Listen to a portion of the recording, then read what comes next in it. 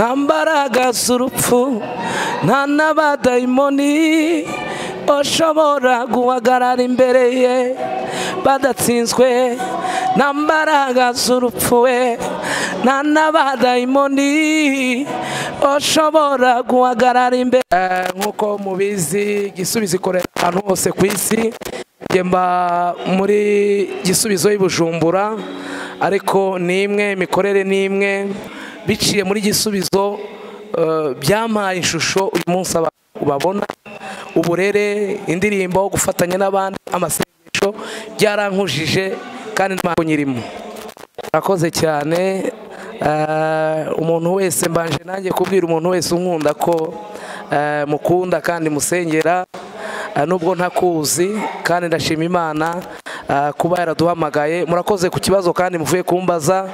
Nkora amarepetition, hari amarepetition rusange dukora muri Gisubizo nyine, n'amacace tugenda tubamo nk'urusengero mbamo.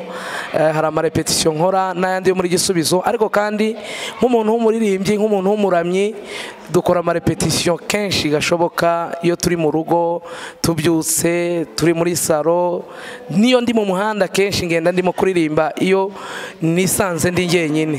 Amasengesho nayo nyakora kenshi cyane, nirinda guhagarara cyane, binantera n'ubwoba kuba nahagarara imbere y'abantu ntasenze. Imbaraga dufite, imbaraga dushobora gutanga imbere y'abantu ziva mu masengesho.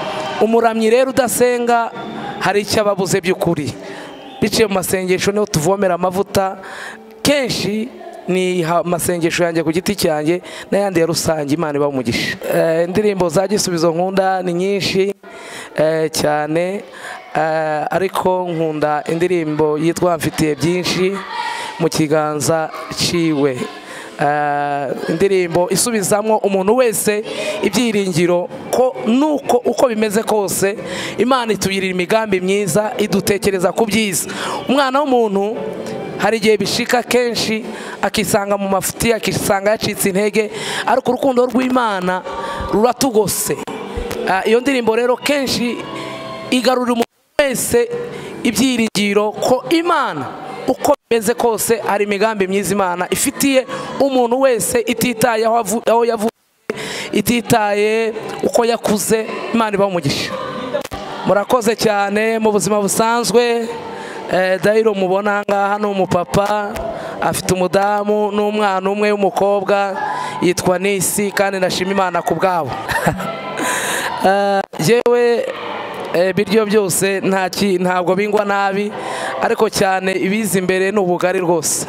Ubundi umunezero, kugira ngo abantu babyumve neza, impamvu abantu babura umunezero kuri podium cyangwa mu masengero, nuko kenshi abantu benshi baza cyane cyane baje gushakira umunezero mu nzu y'Imana.